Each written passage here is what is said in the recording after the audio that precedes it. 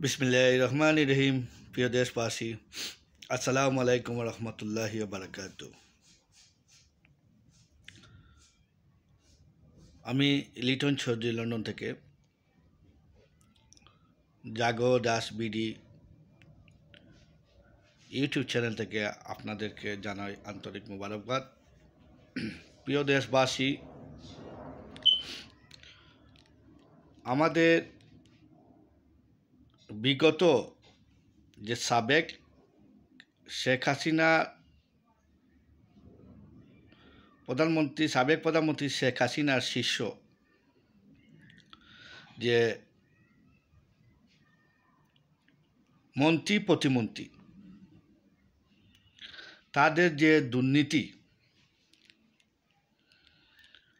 পাহাড় সমান দুর্নীতি, সেই দুর্নীতি নিয়ে আজকে আপনাদের সামনে কিছু কথা বলবো এবং দুর্নীতির এক মন্ত্রী, উনি যে দুর্নীতি করেছেন, ওনার কিছু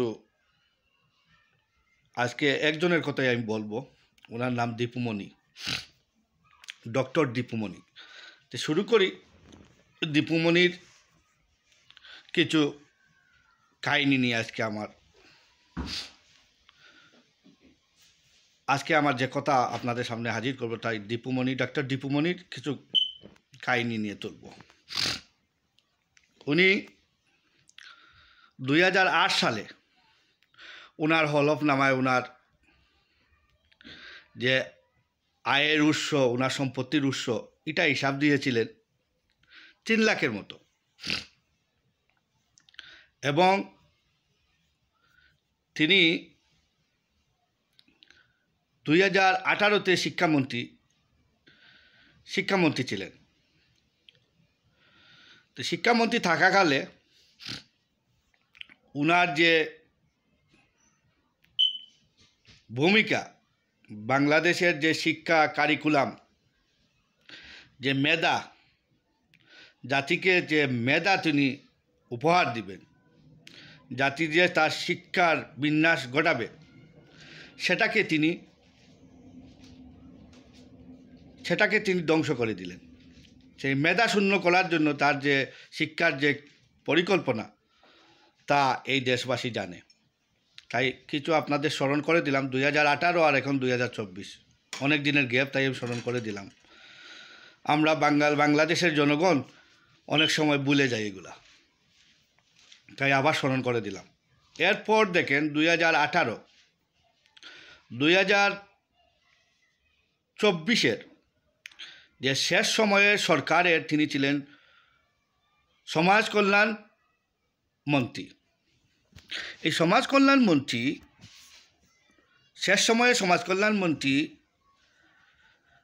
ডক্টর দীপুমণি, উনি 2008-এর হলফনামায় 3 লাখ টাকা আর 2023-এর হলফনামায় তিনি দিয়েছেন 1,23 লাখ টাকার তার সম্পদের বিবরণী। দেখুন যে 8 থেকে 23, প্রায় 14-15 বছরের হিসাব। ওনার হলফনামা অনুযায়ী 3 থেকে হয়েছে 23, 1,23,000, 3 লাখ টাকা থেকে 1,23 লাখ টাকা। এরপর আমরা তার হিসাব অনুযায়ী যে তথ্য দেখলাম, 3 থেকে 1,23 লাখ টাকা, এখানেও অনেক বেশি। 3 লাখ টাকার মালিকানা থেকে এখন 1,23 লাখ টাকার মালিক কীভাবে হয়, এটাও তো অসম্ভব। যাই হোক, এরপরেও ওনাদের দুর্নীতির পাহাড় কীভাবে গড়লেন, তার হিসাবের বাইরে ওনার হিসাবটা চলে আসলো দুর্নীতি, ওই যে দুর্নীতি দমন কমিশন, এর দুদক, সংক্ষেপে বলে দুদক। এই দুদকের অনুসন্ধানের তালিকায় কে কে আছে আমি প্রথমে বলি। শেখ হাসিনার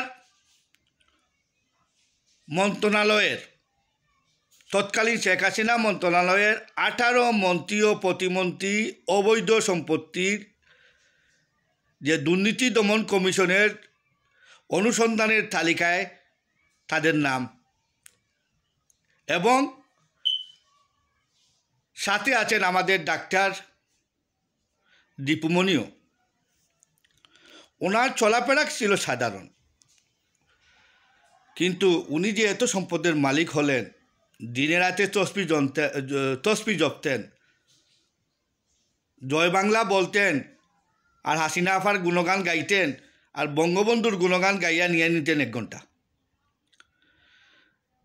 তো এই যে তুষামুদের রাজনীতি, দীপুমণি এবং জয়, আজ কি দেখলাম? আজ আমরা কি দেখতেছি? আজকে ওনাদেরকে রিমান্ডে নেওয়া হয়েছে, 4 দিনের রিমান্ড দিয়েছে, ওনাকে জয়কে দিয়েছে 5 দিনের রিমান্ডে। তো এই যে দুর্নীতি ওরা করলো, এদের আপনারা কি চান? এদের কি শাস্তি হলে আপনারা খুশি হবেন? একটা সীমা আছে দুর্নীতি করা। আচ্ছা, দুর্নীতি করছো, ঠিক আছে রে বাবা, তোমরা 400 কোটি টাকা 500 কোটি টাকার মালিক হওয়ার কী প্রয়োজন আছে? তোমার 1 কোটি টাকা হইলে তো হয়। হ্যাঁ, তুমি 8 থেকে 23 পর্যন্ত তোমার 3 লাখ টাকা থেকে তুমি 1 কোটি 23 লাখ হয়েছো, এইটা তো যথেষ্ট। তো হিসাবের বাইরে যে হিসাব যেটা চলে আসলো দুদকের কাছে, দুর্নীতি দমন কমিশনের কাছে, তাদের অনুসন্ধানের তালিকায় আইসে 900 কোটি টাকার অবৈধ সম্পত্তির মালিক হয়েছেন এই ডক্টর দীপুমণি। এবং তার এলাকায় গতকাল উনি যখন দলা খেলেন, তার এলাকায় মিষ্টি বিতরণ, মিষ্টির দোকানে শুনছি মিষ্টি নেই। ওরা মিষ্টি দোকান থেকে সবাই মিষ্টি নিয়ে উপভোগ করছে, আনন্দ উপভোগ করছে। আমি যদি ভালো থাকি, আমি যদি আমার এলাকার মানুষের জন্য কাজ করি, আমি যদি জনগণের কাছে আমি হাজির হই, তখন আমার কোনো ভয় ভীতি থাকার কোনো প্রশ্নই উঠে না। আমি লোককে লোকান্তরে কেন যাব? আমি যদি জনগণের ভোটে নির্বাচিত হই, আমার যদি জবাবদিহিতা থাকে, আমার যদি গাড়ি বাড়ির হিসাব প্রপার ওয়ে থাকে, আমি কেন বাগব? আমার তো বাগার কোনো প্রশ্নই উঠে না। এই দেশে আমি জন্মেছি, এই দেশে আমার মৃত্যু হবে। আমি বাগবো কেন? আমি চোরের মতো পলাবো কেন? নিশ্চয় আমার সম্পত্তি, সহায় সম্পত্তি, বাড়ি গাড়ি, টাকা পয়সা সব কিছু অবৈধ। আমি জানি আমি একজন দেশের নাগরিক। আমি 25 বছর ধরে লন্ডনে আছি। আমি একটা ভালো কাপড় পিনতে পারি না, আমি একটা ভালো গাড়ি দৌড়াতে পারি না। কেন? লন্ডন হলো গিয়ে পৃথিবীর মাঝে সবচেয়ে উন্নত মানের একটা দেশ। এই দেশে থেকে আমি পারতেছি না। আর বাংলাদেশের একজন সাধারণ ডক্টর, যার কিনা ইনকাম 20, 25, 30 হাজার টাকা, 50, 1 লক্ষ টাকা মাসে হবে। এখনকার সময় 50, 1 লক্ষ টাকা দলের মাসে উনি রুজি করতে পারেন। একজন ডক্টর, MBBS ডক্টর আর কত রুজি করবে? ধরলাম হাইয়েস্ট 1 লক্ষ টাকা। উনি সরকারে একজন মন্ত্রী হলেন এবং উনি আওয়ামী লীগের যুগ্ম সাধারণ সম্পাদকও। তো এই অবস্থায় আওয়ামী লীগের একজন কেন্দ্রীয় লিডার হয়ে উনার কোনো সততা বলতে কিছুই পাইলাম না।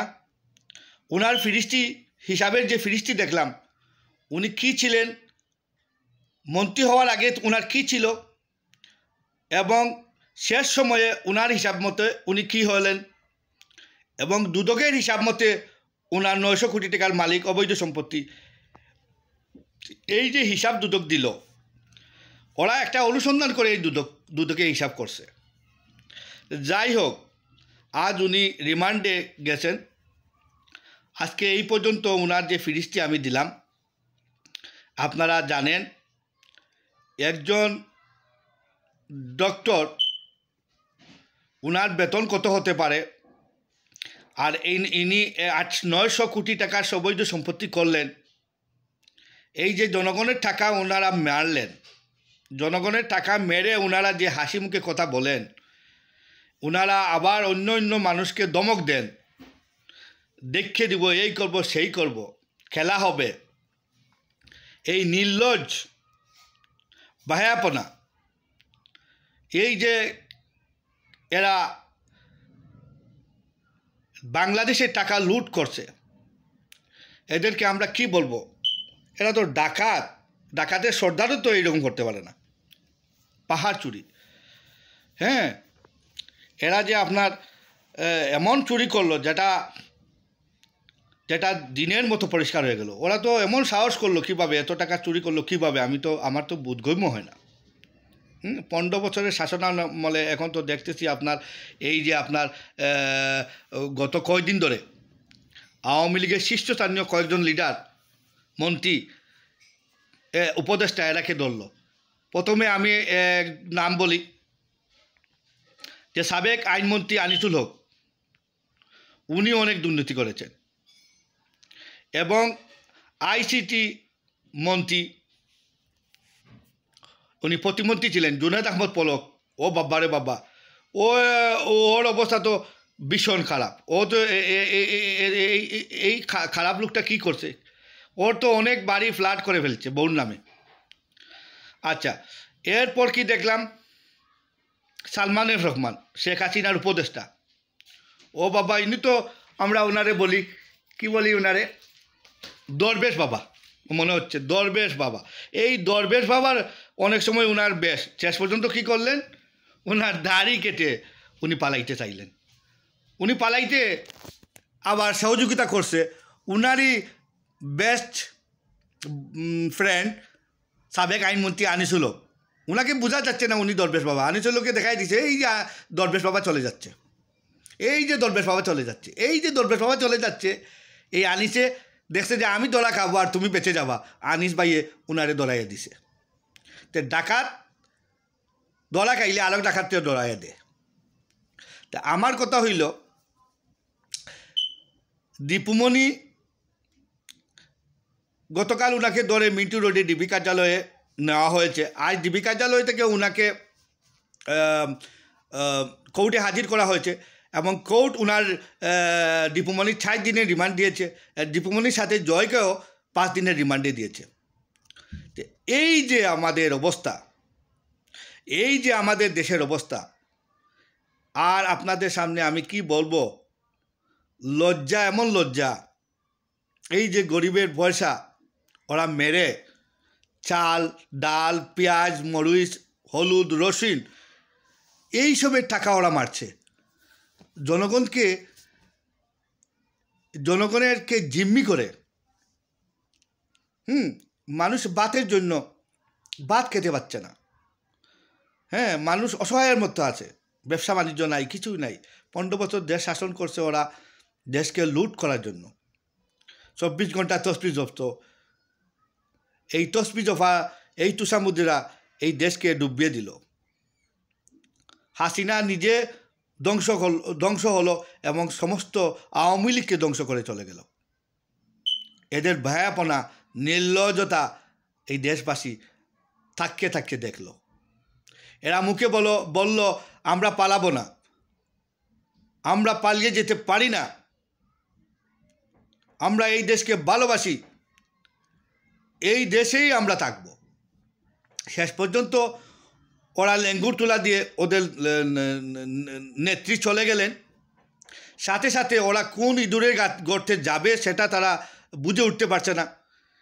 কেউ সাগরে দিয়ে বাগিয়ে যাচ্ছে, কেউ পানির দিয়ে বাগিয়ে যাচ্ছে, পানিতে দিয়ে নদীর পথে বাগিয়ে যাচ্ছে। উড়াল তো মারতে পারছে না, কারণ সব দিকে সিকিউরিটি। বর্ডার দিয়ে কেউ পালিয়ে গেছে। এইভাবে কেউ সেনাবাহিনীতে আশ্রয় নিয়েছে, 626 জন আমি শুনছি সেনাবাহিনীতে আশ্রয় নিয়েছে। এইভাবে একটা ডাকাতও এইভাবে তাড়িয়ে মানুষ তাড়াতে পারে না। তোমরা কথা বলো স্বাধীনতার, তোমরা কথা বলো 71-এর, তোমরা কথা বলো এই দেশ আমাদের, তোমরা কথা বলো এই দেশ আমার বাপের, তোমরা কথা বলো এই দেশের সব কিছু অবকাঠামো আমাদের, তোমরা কথা বলো বঙ্গবন্ধু সেতু আমরা করেছি, তোমরা কথা বলো এলিভেটেড এক্সপ্রেস আমরা করেছি, তোমরা কথা বলো শাহজালাল ইন্টারন্যাশনাল টার্মিনাল আমরা করেছি, তোমরা কথা বলো ফ্লাইওভার আমরা করেছি, এই করেছি সেই করেছি, তোমরা বলো টানেল করেছি। সব কিছু তোমরা যখন করো, তোমরা তোমাদের বাপের টাকা দিয়ে এই সব করেছো নাকি? যদি জনগণ প্রশ্ন করে তখন তোমরা কি উত্তর দিবে? জনগণ যদি প্রশ্ন করে তোমাদের উত্তর কি হবে? জনগণ যদি বলে এটা কি তোমার বাপের সম্পত্তি, এটা কি তোমার মায়ের সম্পত্তি, এটা কি তোমার চাচার সম্পত্তি, এটা এই 18 কোটি মানুষের সম্পত্তি নিয়ে তোমরা বলো আমি করেছি, এই করেছি সেই করেছি, এটা কি তোমার বাপের সম্পত্তি? তো প্রিয় দেশবাসী, আপনারা শিক্ষা নেন। এই গভর্নমেন্ট, বর্তমান যে তত্ত্বাবধায়ক গভর্নমেন্ট আছে, আপনারা দেখছি আনসার বাহিনী, এই বাহিনী, নার্স বাহিনী, এই বাহিনী সেই বাহিনী, এখন সবাই আন্দোলন করতেছেন। সবাই যদি এখন মাঠে নামেন তে কী হবে দেশের? আপনারা দেশকে অস্থিতিশীল করবেন না। দয়া করে আপনারা ঘরে বসেন, এই গভর্নমেন্টকে সাপোর্ট করেন। অতদিন নুন ভাত খাইছেন, ডাল ভাত খাইছেন, এটা করেন। আল্লাহ যদি ভালো রাখে আরও ভালো কিছু পাবেন। গভর্নমেন্টকে সময় দেন, গভর্নমেন্ট একটু কিছু করো, দেখুন আপনারা wait and see what's happen is going on and the future. আপনারা মানে এরপর প্রতিবাদ করবেন। এখন আপনারা দেখুন, এখন ভাবুন, চিন্তা করুন। এখন আন্দোলনের সময় নয়, এখন এক হয়ে কাজ করুন, দেশকে এগিয়ে নিয়ে যান, দেশ গড়ুন। দেশ যখন উপরে উঠবে আপনারা তখন আপনাদেরও তখন লেনদেন যেটা করবেন সরকারের সাথে আলাপ আলোচনা করে করবেন। ইনশাআল্লাহ আমার কথায় আপনারা রাগ করবেন না। আমি চাই সব যেন হ্যাপি থাকে, কিন্তু এমতাবস্থায় এখন গভর্নমেন্ট, নতুন গভর্নমেন্ট, এবং ভারত থেকে বিভিন্ন পরিকল্পনা করা হচ্ছে আমাদের দেশকে নষ্ট করার জন্য। এটাও আপনারা মাথায় রাখতে হবে। যদি দেশপ্রেম থাকে, দেশের জন্য কাজ করেন। অতদিন 15 বছর আপনারা কথা বলতে পারেন নাই, এখন আপনারা কথা বলতে পারছেন বিধায় আপনারা রাস্তায় নেমে যাচ্ছেন না।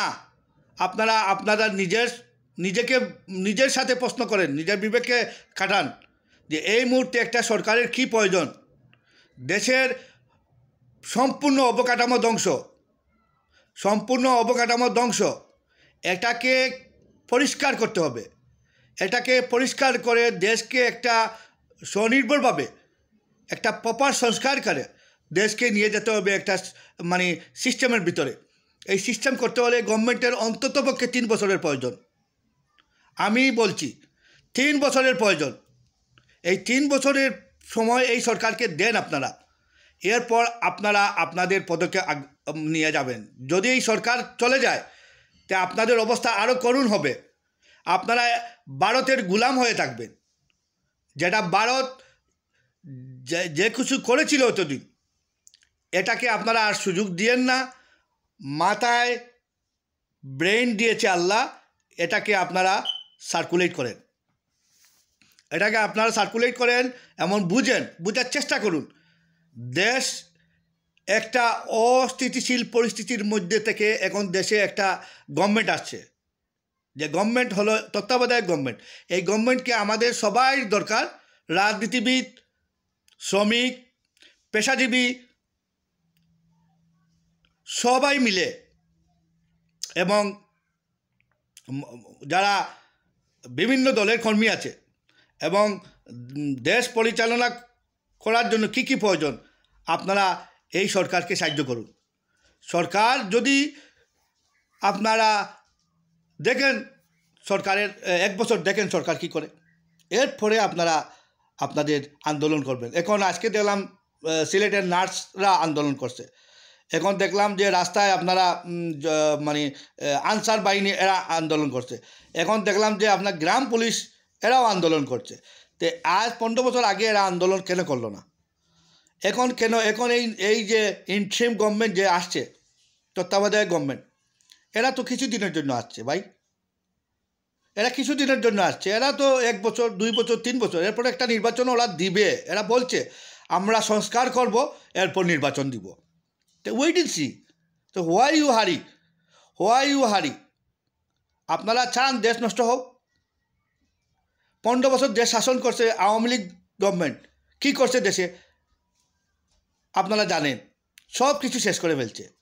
তা আপনারা এই মুহূর্তে শান্ত থাকেন, দেশকে এগিয়ে নেওয়ার জন্য আপনারা এই গভর্নমেন্টকে সহযোগিতা করুন এবং দেশবাসী ইনশাআল্লাহ একটা ভবিষ্যৎ সুফল পাবে, ভবিষ্যতে একটা ভালো অবস্থানে যাবে ইনশাআল্লাহ। দোয়া করি।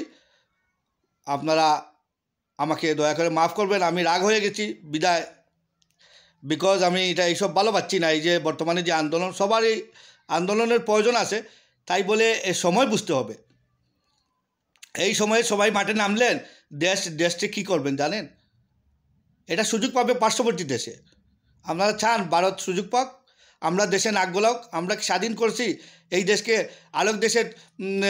আরেক দেশের তত্ত্বাবধানে আমরা চলবো, আরেক দেশে হুকুম করবে, আমাদের দেশে সরকার চলবে, এটা আপনারা চান?